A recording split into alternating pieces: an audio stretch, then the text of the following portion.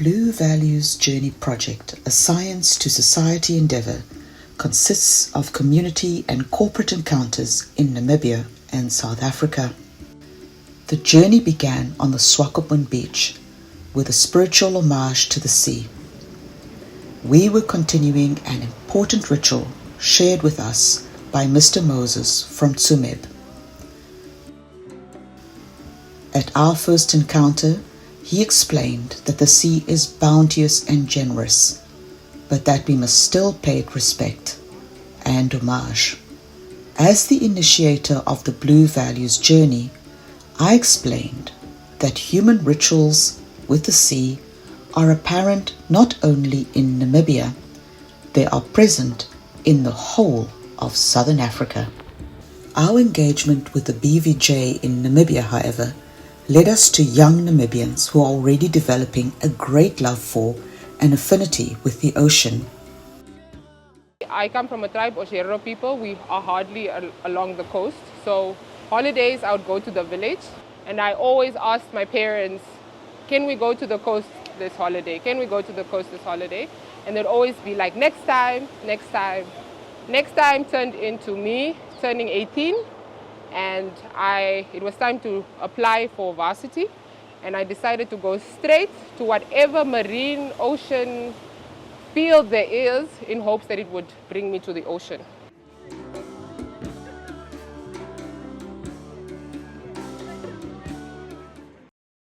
We met a very interesting community, the Top Nar community, and they were actually quite informative. And it was just quite interesting to see their stories and their connection with the ocean, how for generations they have been actually depending on the sea, that is now for food, and of course how they have been depending on the Ngara plant, which we find within our beautiful desert. So they actually we learned a lot.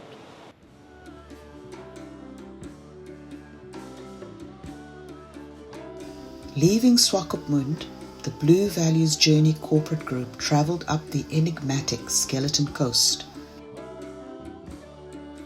After much careful driving, the team arrived trepidatiously at the house of Dr. Philip Stander, the lion researcher. Approximately 80 in the desert population, an enormous area, up to 45,000 square kilometers. So it's from the Ugap River all the way to north of where you are, but really Skeleton Coast Park Desert. Very well adapted behaviorally, even physiologically. Not a different species, but a major adaptation to allow them to live here. And quite recently they've now rediscovered the ocean and live off marine food items. Wow. That used to be the case years ago, in the 70s or 80s. But then, you know, with the livestock and people, these desert lions eventually all got killed out, we thought.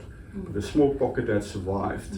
And with Namibia's independence, a lot of things changed in the country. Tourism opened up and local communities were involved in conservation. So suddenly the environment was right for the lions to recover. So I was fortunate that I could document that entire recovery process through, the study. Flip shared the essence of his meticulous research conducted over a period of 30 years.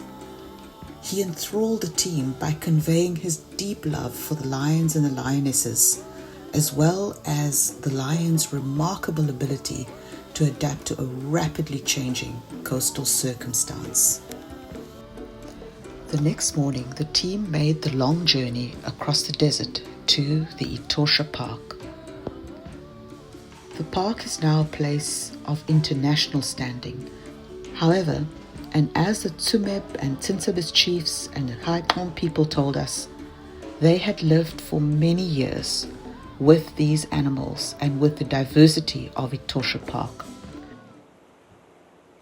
The Haikon, it's very different people, but they are the same tribe. They were also that area of the sea. They were also roaming that area. But when the settlers came in with the ships, the big ships, some of them were caught. Some were killed, some were taken to the other countries. Now the remaining ones, they fled inside the country, back inside the country, because they were staying with the animals. Some people were staying with the animals, even with a lion. They were staying with a lion, like in the Bible days. They know that, I don't know how they get it, but they stay with those animals.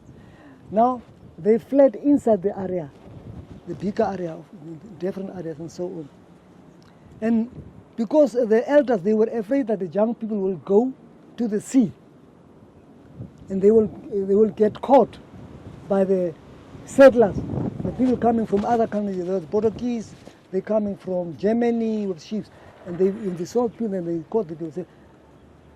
To scare them, they told them that don't ever go nearby to that snake, because it's a big snake. If you go there, you are being killed.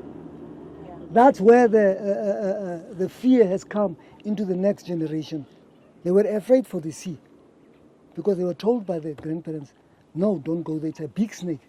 They will catch you and they will kill you. The final leg of the trip was to Oshikoto Lake. It is one of 2 permanent lakes in Namibia. It is a sinkhole lake that was created by a collapsing karst cave.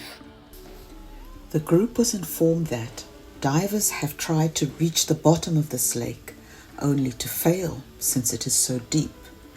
Of interest to the anthropologists in the team was how the formation of this lake may have been narrated or storied by the indigenous inhabitants, since it forms part of the watery heritage of Namibia and its peoples. The lake, however, holds many stories, as does the heritage of Namibians. The Blue Values Journey project continues to share these stories and the cultural riches of the peoples of Namibia.